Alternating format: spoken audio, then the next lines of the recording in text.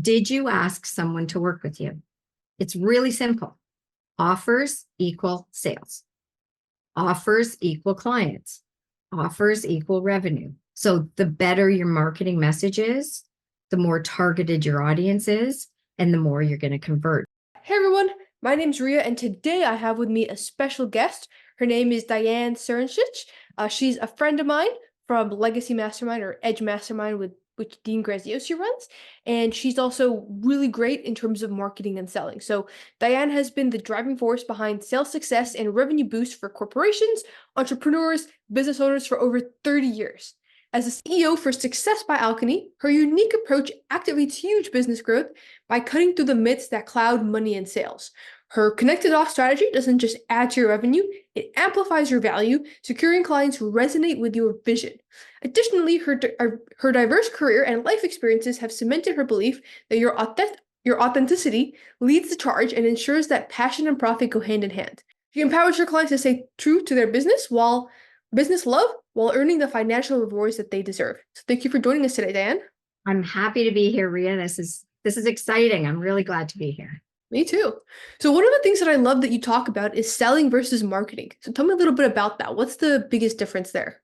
Well, I think, as you said, like I've been doing this for about 30 years. And one of the things that that I know, and even you as a young entrepreneur, we see so many things changing in the world. And one of the things that a lot of entrepreneurs get caught up in is all the new stuff and the new things and the new technology. And believe me, I was, pulling off to the side of the road in phone booths, making phone calls, right? That was my era of time. So when you look at what sales is and what brings revenue into your company, sometimes those lines really get blurred. So I like to say, the term kind of is sales and marketing. I think it really should be marketing and sales because that's the order that things happen in your business. And a lot of people love the marketing part because that's the fun stuff. That's the new stuff. That's the, instead of handing out business cards and brochures, everything's online now. That's the speaking. That's doing all that kind of stuff. It's not that selling isn't fun. To me, selling is the most fun because that's making our business a business. That's bringing in revenue. But if you're not really sure what marketing is and what sales is, then you can spend a lot of time being sucked into all the cool, fun technology, changing stuff because marketing changes all the time. Selling stays the same. That's really interesting. Yeah. So one thing I've noticed is new business owners, especially with this new AI stuff coming around, they're like, "Oh my God, I need to learn how to make AI generated business for my websites." And it's like, yeah, no, you need to make some sales, make some money. Yeah. And I think, if you know the differences between marketing and actual sales or selling, then you can use all the tools of marketing, whatever works. And I would say not all of them. Use the ones that are right for you. But if you're not selling, changing some of the marketing stuff, quite often, my experience tells me if you change the marketing stuff, it still isn't going to bring in sales. If you don't really understand sales, no matter what you're doing for marketing, and kind of the way I look, like funnels today are these, multi-step ways of doing business. A funnel to me, think of like the kitchen funnel, like this is what it looks like. So marketing brings everything into the top of this wide mouth funnel. So if they're all just shoved in the top, and nobody's moving through the funnel to the bottom, you're not getting sales. So you can just keep doing marketing and it's going to load the top end, but then there's no sale, there's no revenue, there's no income for you. So you really have to know, okay, is it time to market? Is it time to sell? And how do I know the right balance? And I think that's the biggest thing with starting a business or being in your first few years of business. You think that you have to market to everybody, but really it's being really specific and figuring out how many people do you actually need and what your revenue goals are. And that helps you determine how you're going to sell to them. versus how to So market to them. what specifically do you define as sales? Like, what would you have to do for Diane to say, yes, that is selling? So to me, it's really, really, really clear. And quite often, and I'll get, anybody that's listening in, I'll ask you to look through your last couple weeks or even a month, like depending on your time frame that you want to work with. And if I said to you, what have you done to sell in the last month? What sales have you done? What does it look like? What does your selling process look like in the last month? And it'd be a great exercise for everybody to do, because what happens is most often they'll say, well, I post every single day on social media. I'm doing these videos. I go to these networking events online and in person. I'm doing in this and this and this and this. And they're naming all the things that they're doing. Those I put on the marketing side. The sales side is, did you ask someone to work with you? It's really simple. Offers equal sales.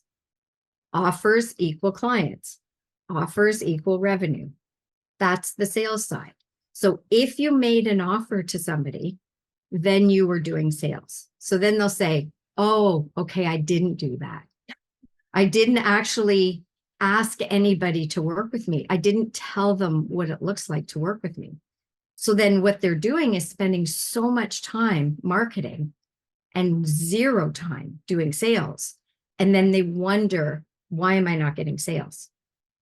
So you also talk about how sales is more than just making the offer. You also have to ask them to work with you. Yeah. And you talk about how you can be on a sales call with someone, you can make an offer, but if you don't ask them to work with you, you're just one-to-one marketing. That's right. Yeah. So And what? Oh, yeah. yeah, I was going to say, like, have you found that in your business where you're talking and it's a great fit, the person's a great fit. So then how do you get from there to them being a client? So like, what do I do? Yeah. What do you do? Yeah, so I'll make them an offer. So first I'll sort of walk them through the processes, go through their pain points and go through what we can do for them. And then I'll walk through specifically how, which is the offer. Yeah. And then I'll walk through the pricing, and then I'll ask them to or after I make the offer, I'd get through any questions that they may have about it. Then I'll walk through the pricing, ask if they want to work together, handle some objections. After each objection, keep asking for the sale again. And yeah. Yeah. So that's perfect. And that's why you're successful, right? Okay. So what happens a lot of times is there's the thinking that if somebody really wants it and really needs it, they're going to ask me. And if you go into a sales call, a discovery call, a one-on-one, even in a group setting, and you're talking and these people are leaning forward and they're into it and they see that you have a solution. So a lot of times, kind of the old sales ways were, look for the buying clues. The buyer is going to give you buying clues. Well, really, the way it is the buyer wants to be asked. It's your job as the coach, as the entrepreneur, as the business owner, to make sure that it's really easy for that person to work with you. And especially if they're an ideal client, they're an ideal prospect of yours, and they love everything and they understand how you can transform them. And you've got the solution. I mean, they're in pain, they need something, they have struggles. If you're in front of them and you've got something, why are we making them ask us? Why can't we say, does this make sense? Let me tell you what it looks like to work with me. And when you say those words, let me tell you what it looks like to work with me, or let me just show you the system that I've developed to help get you that transformation. Or let me show you what it looks like to work with me. I mean, I like that one because it's pretty straightforward. Here's what it looks like to work with me. And then the offer part, price, delivery, and time frame are the main things you need to have. So, I do one-on-one coaching. It's over a 3-month period, and my price is, $7,000. Whatever that is, that's your offer. And then you can say a little bit about the delivery. It's one-on-one, and we do this many calls. But people aren't really buying that stuff. They want to know that they can get the solution. So now, if we put ourselves in our prospect's shoes, what often happens is they're going, oh, that sounds like what I need. That really sounds like what I need. I don't know if I'm the right person. I don't know. So if they're not verbalizing those things, this is what's going on in their head. So why wouldn't we ask them? So how do you ask? Like, what do you say to specifically ask?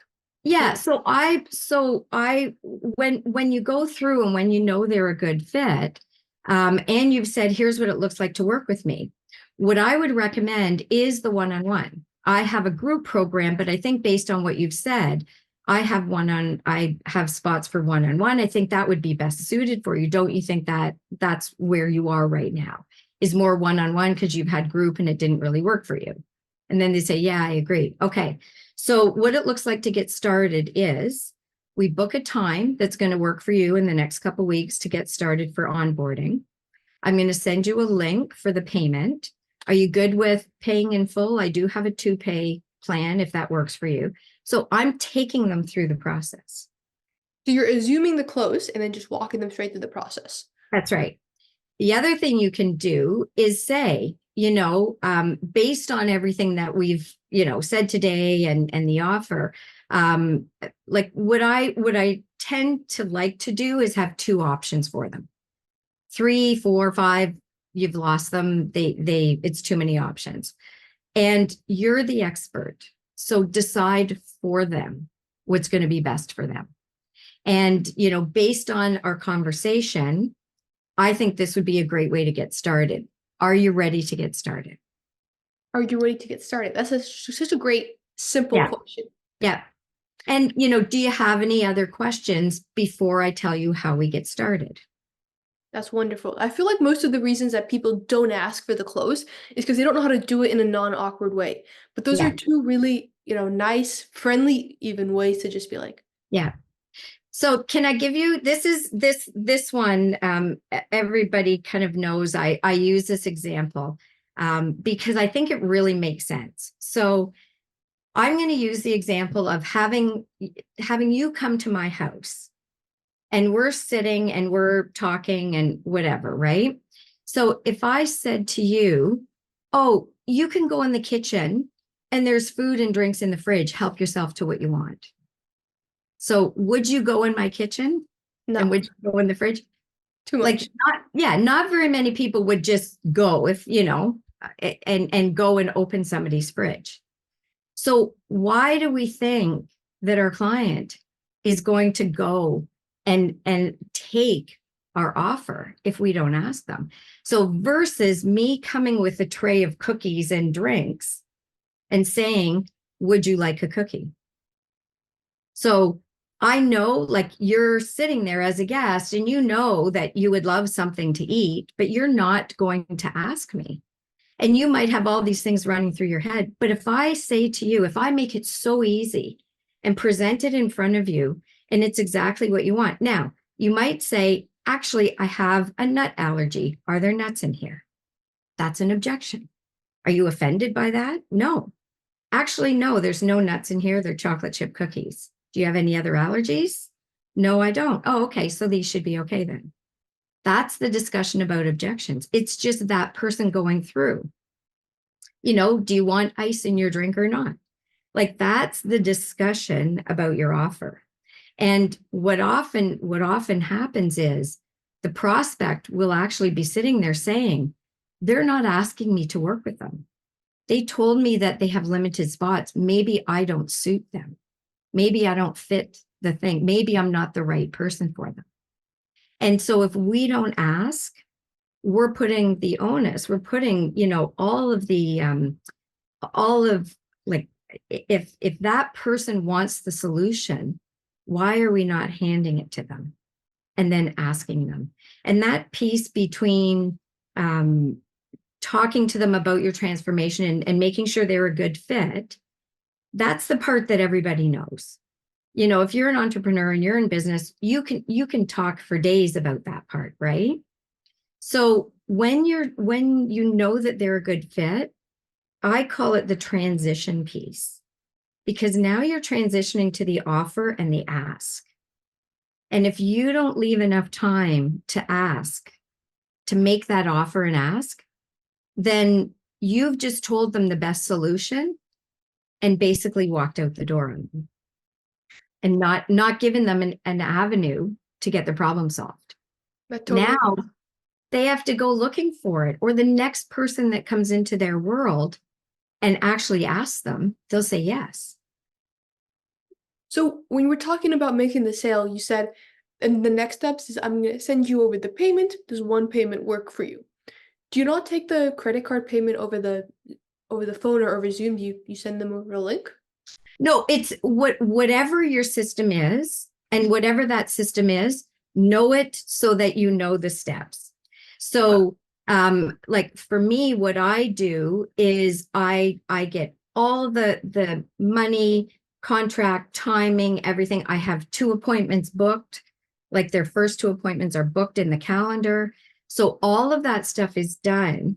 And then I have a contract and link that I send them based on whatever they, or I can put a link in the chat and they can pick to pay in full, or there's a 2-pay option.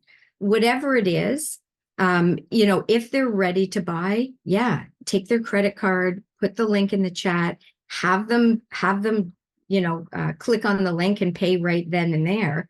And then you say, okay, now that that's done, let's book your first couple calls, or whatever. But whatever that process is, it to me, that's even more important than what you've talked to them about your transformation. Because if you don't give them that link and you don't actually ask them, then everything that you just did is, what is the reason for doing it? Like you've spent, half an hour or an hour with that person. But if you can't tell them how to buy from you and give them the link and show them the process and have them understand it's kind of the same if it's an online course. Okay, one-on-one's not for you. You're going to do the online course. That's great. Here's the link, and it'll take you through the process of payment, and you'll get access right away. And then I'm going to follow up with you in 2 weeks. So let's book a time for follow-up right now. You want them to say yes to as many things as you can, but whatever your sales process is, have that in place. Like what's your sales process that you use, Rhea?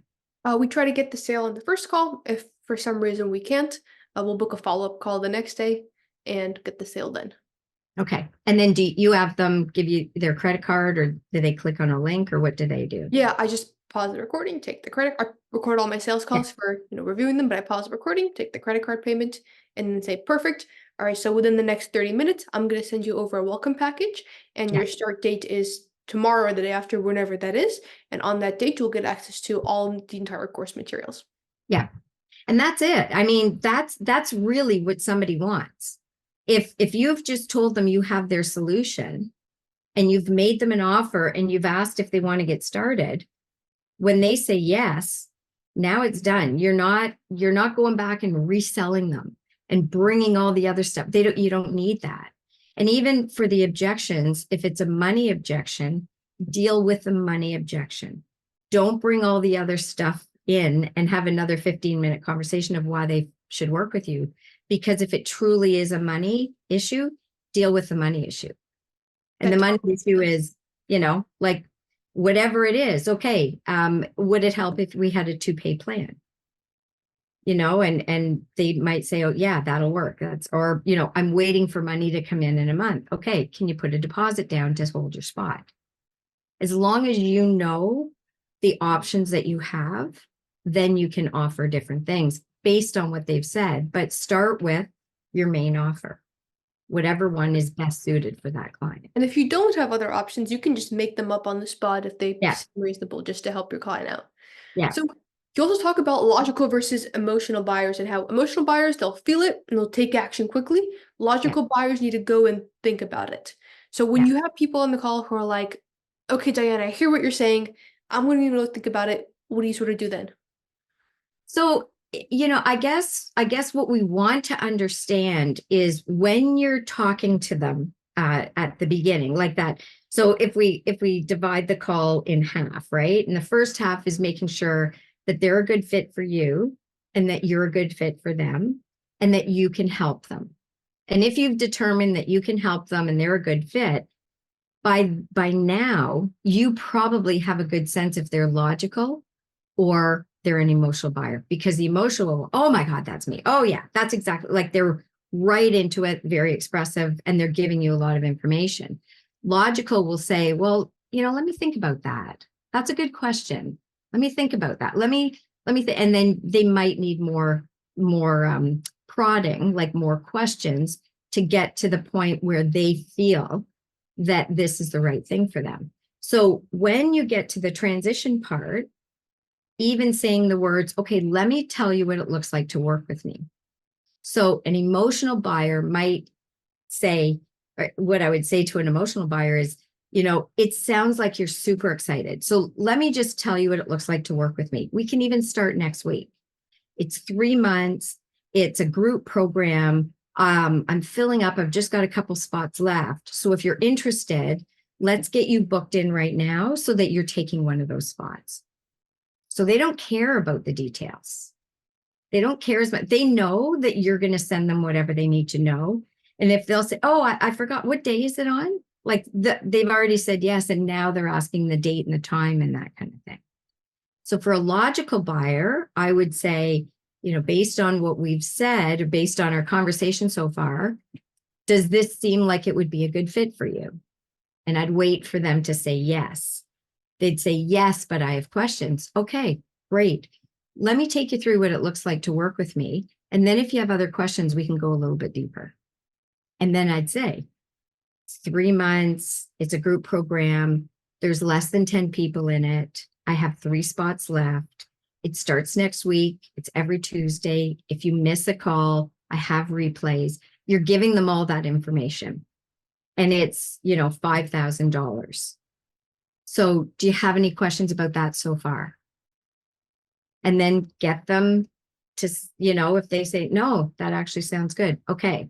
So the process that we go through is I would take your credit card right now. I'm going to hold your spot and you're going to get a welcome package that has all the details. Does that sound good to you? And they go, oh, can we think about it? Okay. So think about it. Absolutely. So let me help you with the decision. What kind of things are you going to think about? If there's more information that you need, let's do it right now so that you have all the information you need to make a decision. Oh, no, I just need to discuss with my spouse. Okay. So, and I totally get it. So based on all the information that you have right now, what do you think your spouse is going to say? What do they usually say in these kind of situations? I don't know. It could go either way. Okay. And how are you feeling about, is this a good fit for you? Yeah, this seems like a good fit, but it's a big investment. Okay. So is it the money part or the fit part? Do you feel like this can really help you with what we talked about? Oh yeah, I feel like this can help me, but it's the money part. Okay. So if we can figure out the money part, and is this something that you could do all in one, or would it help to have payment plans? I just want to make sure that I'm giving you enough information so that when you have a discussion with your spouse, all of the questions are answered. And you know what? I'm happy to have your spouse come on a call as well. If that's helpful, we can book a call later today or tomorrow and kind of dive into some of the questions that come up. Yeah, that's awesome. I love how you turn the spouse objection into like the real money objection. So a Yeah. lot of times people try to hide it with spouse. And then one of the things I found that works is you can say, hey, we'll take a deposit, fully refundable. If your spouse says, what did you do? You're like, hey, we're not in the business of, breaking up marriages. We'll Yeah. refund that in full. Yeah. And this will just help you hold your spot. So Yeah. different things like that to sort of either get to the root of the objection, because they have a Yes. real objection, they'll give it to you, or they'll make the deposit. Yeah. Yeah. And I think the other piece of it is, in most cases, if they really, really want it, they find a way to do it. So I'm reinforcing that this is the right decision for them to make. And yeah, they might not have time and they don't know how they're going to do it, and they work full time and there's money issues, and they can bring all those up. But if when they're talking to their spouse, they're saying, I've tried so many things before. This is it. This is the one. I don't even know how I'm going to make it work, but I really want it. Will you support me in doing that? So give them those words. Give them those words so that when they're, asking the spouse is not saying, oh, not this again. Like now it sounds different.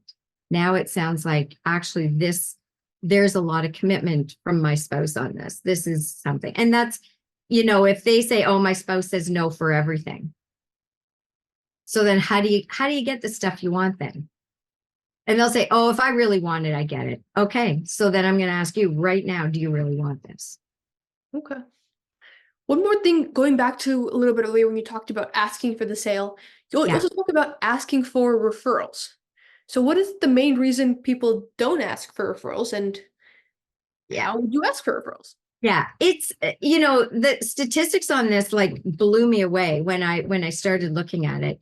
Referrals, when we look at referrals, it's kind of like in the world of recommendations. So if you have a great software, if you found a great movie, if you've got a great restaurant, if you love this store, you're going to recommend it to people and you don't even think twice about it. So why don't we recommend services and people and products, businesses? Why don't we do that? And a lot of times we just don't think that way. So when I started asking for referrals, people would always say, oh, I thought you had enough clients. Like they just don't know. So then if I'm asking somebody for a referral, I would say, I've got a few spots open, or I'm just starting a group program, or I have, whatever it is. If you know anybody, and when you're asking clients, when you're asking people who are doing business with you, it's perfect because, I loved our communication. I loved working with you. If you know anybody else like you, you're an ideal person for me. So if you have friends who are just like you, I'd love to work with them. They'll say, oh yeah, I didn't know that you had spots available. So from the standpoint of asking people, us as business owners rarely ask. So the statistics are like 11%. So let's say 1 out of 10 ask for a referral. But when you talk to the clients or prospects or anybody who knows you, 9 out of 10 are willing to refer somebody to you, which is crazy. So it's our fault. It's not our clients. Our clients will always say, oh, I had no idea. Yeah, I've got people who would love to work with you. I just never thought of it. So to me, it's the warmest part of marketing, because instead of having to go out there and market to 100 people, if you ask 5 clients to talk to each one person, that's 5 people who they know need your services. Now you've got potentially 3 or even 4 clients out of it. Yeah, and especially because, the biggest objection people are going to have, and they may not word it like this, but it's going to be, will this work for me? Right. And if someone refers you to, or refers them to you, they're going to be like, yes, this will work for me. We just got to find the time and money to make this happen. Right. That's exactly right. And they probably, oh yeah. No, go ahead. I was going to say, they probably also know the price going in too, right? The friend who's referring probably also mentions the price. So you got over the biggest objections of like, will this work? Price objection. If they're talking to you, they pretty much know they're going to go for it. Yeah. And really, like I've built a lot of my business, and a lot of my clients build their business on referrals, just because we ask.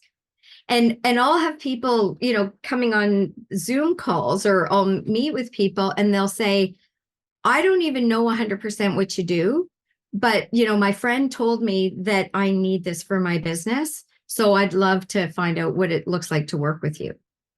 That's a really different conversation than somebody coming in, what do you do? And they already know. And they'll say, I've seen such a difference in her business. Can you do that for all businesses? And then I'll say, well, let's have a conversation. Let's find out what you're all about. Let's see if we're a good fit. And then I'll tell you what it looks like to work with me. So when you say, let's see if they're a good fit, how many, I guess, do you turn people away? How many people do you turn away on average? Yeah, it really depends. If I am at the point, especially in my career now, where I don't want to work with crazy, difficult, like I love the variety and I love the challenge, and I want to work with people who I know I can help. And if they're at the point where they're saying, I've tried everything, I've done everything, there's no hope, that's okay because I know what I do can help them. But they have to be willing to work. So if they're saying, yeah, like I'll give you lots of money, but I don't know if I can do anything. If they're looking for me to solve their problem and that this isn't like a team effort and we're working on this together. And it's just like if somebody wants to buy an online program, but they have no intention of taking it, and then they're going to say it didn't work. Is that the right fit? So it's those kind of things that I look at. And I'll say I'd rather not have somebody as a client if it's going to be a major problem and they're not going to follow through and it's going to be issues and all that. I'd rather say no to that person and just say, I don't think this is a good fit. I'm looking, this is what I look for, and I give them the criteria, and here's what I would recommend. So if I've got online courses, if I've got other resources, have them start there. And then quite often, a month later, they'll call back and say, you know what, I'm ready now. I can see, they have that mindset shift and now they're ready. So it depends on you. I turn away about 50% of the people who I have like sales calls with just because they Wow. aren't good fits, and what they Yeah. sort of expect out of it versus what's realistic are two Yeah. crazy different things, right? I Yeah. prepare students for high school coding competitions, and some of them want to be the best in the country working like 2 hours a week for 2 months. And it's like, Yeah. it's a little unrealistic there. So Yeah. Yeah. very selective.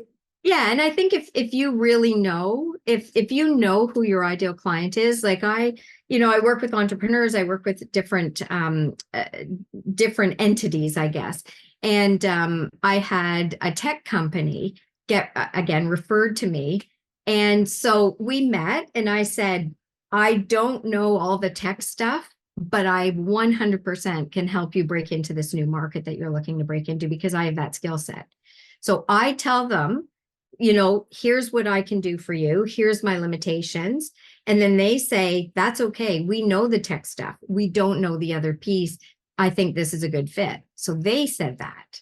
And then I said, yeah, I think so too. And so, if you really understand what your criteria is and, your ideal client, who your ideal avatar is, it really makes a difference because then you recognize those people. You all also recognize when it's not that person, and then you kind of make the decision. There's some people who like just a good example is people who only work with women. So there's some women coaches who only work with women, and they may be able to help men, but they'll say, I just don't work with men. So then the men say, well, why not? I need the service of yours. So, it's whatever you want. It's your business. You can do what you want. You can determine the fit. So as long as you're really clear on, again, who your ideal client is, it makes sense. Yeah. And that's good. If you're doing 50%, for me, I probably don't see as many people as you on sales calls. I limited, so I kind of filter them out before they even get on a sales call. Smart. Yeah, I've been trying to filter out a little bit, but there's still people who write one thing on the form and then they show up Yes. on a call and say another thing. So Yeah. nothing I can do about that. Yeah, that's We right. talked a lot about selling and making offers. How do we find people to sell to? How do we get those sales calls booked? So I think, this does go to the marketing side. But the way I look at it is I start with who I want to be working with. So who my ideal client is, what offer I'm going to make them. So I've got my ideal client. I've got the offer I'm going to make them. And so that offer is going to solve what problem? And once I have all of that really clear, then I now know the people I want to go to, that I want to look for. That's who I'm going to market to. Because if I do it the other way, if I just market to everybody out there, let's say in my case, who's having struggles with businesses and, they're either startup or whatever, and, they're having issues and they're not getting sales or whatever it is, they're having trouble with marketing and sales and everything. That's millions and millions and millions of people. But if I say my ideal client is somebody who's been in business for at least 2 to 5 years, this is their range of income, these, they have had sales, these are their struggles, this is where they want to go. Now my marketing message is targeted. So I always look at, if you think that there's, 1,000 people in a room, and if I start saying, this is who I work with. I work with entrepreneurs who are, in like, if it's your industry or if it's an age group or whatever your criteria is, if you start saying that, and just think of that 1,000 people, as you ask those questions, the people who it sounds like it's them, they're going to take a step forward closer to you.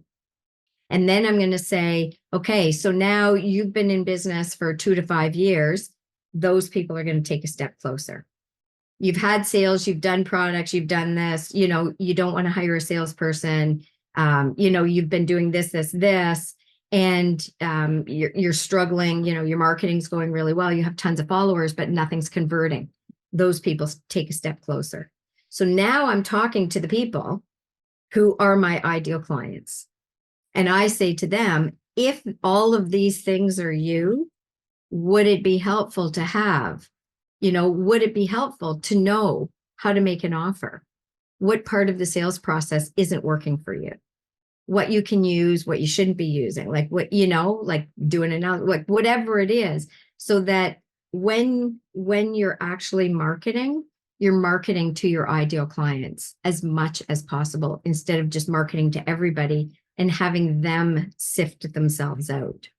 So when somebody sees your marketing, they either say, yes, that's me, or no, it's not me. You want it to be that clear.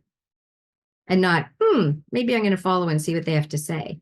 Those are the maybes, which is fine. They're going to take a little bit more nurturing to convert them. But if your marketing is really on point, you're going to have people that say, oh, this is me. I should book a call. I should check this out. So are your main marketing channels like social media and networking events, or do you get leads from elsewhere too? I do kind of a variety. It really depends. And when I work with my clients, the main thing that I start with is, what do they want to do? Because if they don't want to network, if they don't want to go to any networking events, that's fine. There's hundreds of ways to get people into your business. So whatever you want to do, there's ways to do it in a way that makes sense, and you don't have to do it all. So if somebody doesn't ever want to be in front of a camera, you don't have to be. You can still get clients. I think the other misconception is they think I have to reach 1 million people. But what if a client is trying to fill, a $10,000 group program and they need 12 people? They could probably market to 100 people and get 12. They don't need to market to 5,000, 10,000, 20,000 people. So the better your marketing message is, the more targeted your audience is, and the more you're going to convert, because now the people who are stepping up are really interested. And you can get that from referrals. You can get that from communities that you're part of, groups that you're part of. Like, those people are already there. What I always say is, your buyers, you probably already know a lot of your buyers. They just don't know what you do yet. That makes total sense. So do you personally get a lot of leads from social media? I do. Like, I have people, this was kind of before I even connected all my own dots. People would say, oh, I saw your 2-Minute Tuesdays, or I saw you on social. I don't even know how they found half the stuff that they were talking about. Or if I'm on podcasts, or I'm speaking, or I do trainings and networking groups, I do that sort of thing. And so a lot of those people then come in, and I have a lot of free stuff, and I have a lot of really good, practical, tactical information. And then they get to the point where they say, I'm struggling with this. Do you think you can help me? yeah, let's jump on a call and let's see if we're a good fit. Okay, that's great to hear because, like, you have a pretty solid social media presence. You keep posting, but it's not like you have millions of followers or anything. No, So no, you're able to get your leads and your sales from that consistent posting with a more yeah, niche following. that's right. And referrals. So I would say for every client I have, they're out there talking more than my social media is. And, I've like a lot of people, there's, this love-hate thing with emails. And I really believe that emails and kind of in some of the masterminds that you and I have been in, emails work. And so like anybody that comes into my world, however they're coming in, if they get on my list, they opt into something, however they come in, at some point, there's going to be an email that resonates with them. And I have people click through, book a call, and then they become a client. And I've had people get on and say, okay, I think I'm ready to work with you. I do volunteer stuff, like related to sales and businesses and that sort of thing. And 6 months later, I got a call and somebody said, I'm ready to work with you. And it's one of the women that were part of this group that I was part of. So you never know where it's going to come from. But the biggest thing is make sure that they can find you and make sure everybody knows what you're known for. And so for me, even if nobody knows exactly what I do, they know that it's about sales and getting revenue for your business. So if that's a struggle, you should talk to Diane. And that's enough for somebody to book a call with me. Yeah, I've even seen that, like, in the mastermind. Someone talks about a challenge they're having and someone else points, go talk to Diane. Yeah, that's right. Well, and even in the mastermind room, I had people coming up saying, I guess I should be talking to you. I'm not sure what you do, which is a great, like, that's referrals. That's a warm referral that, and I think the power of referrals and just getting recommendations for people is really, really misunderstood. I think people just don't ask, they don't realize. And even if people say, well, I don't have clients, I'm just starting out. If you make sure that everybody who knows you and any groups that you're in, it's not that you're asking them for business, you're telling them what you do and who you help. And they for sure will know somebody. And they'll say, and whenever I'm in these groups, I want to make sure I really understand who everybody is and what they do, because I want to refer people. I want to have resources. It helps me with my clients when I say, I don't do social media management, but I've got 2 really good people that I can refer you to. And so just based on that, I'm giving business to other people. And of course, they're giving business to me too. Okay, that's awesome. Where can people find you? So probably the best place is my, I'm on socials, I'm on all different things, but if you go to successbyalchemy.com, that's my website. And on there, you can book a chat with me. It's a free chat, but I also have free resources. So, we were talking about sales versus marketing. I have that. I have like how to sell on Zoom. It's a cheat sheet. There's a quiz you can take about, what areas of sales you're struggling with. So there's lots of good stuff on there. The main thing, as soon as you go on Success by Alchemy, there's the Ultimate Sales Guide. And I call it like 3 game-changing strategies. And it's kind of, it'll take you through. It's a way for you to measure what you're doing and how you're doing it. And if you're doing some of the things. Again, if you're not offering and you're not asking, that's why you're not getting sales. If your links don't work, if people don't know where to find you, all the social marketing that you're doing, people don't know where to find you or what you're doing. It's, why are you spending so much time on that? Like that's an easy fix, is to make sure everybody who knows you knows what you do and where to find you, and make it really easy for people to find you. Okay, perfect. Well, thank you so much, Diane. Your website, Success by Alchemy, will be in the show notes or in the description, depending on where you're watching this. I'll also put your link tree there. In your link tree, I've looked through like your 2-Minute Tuesdays, and if anyone's, interested in getting like sales tips in a really easily digestible way, right? A lot of times when you have information overload, it's hard to figure out what to do. But your 2-minute Tuesdays are so straight into the point, and I love them. I highly recommend anyone go check those out. I believe Right. you're also on TikTok and everything. All of that will be in the link tree. Yeah. And yeah, thank you so much, Diane. Okay, thanks so much. Good luck to everybody.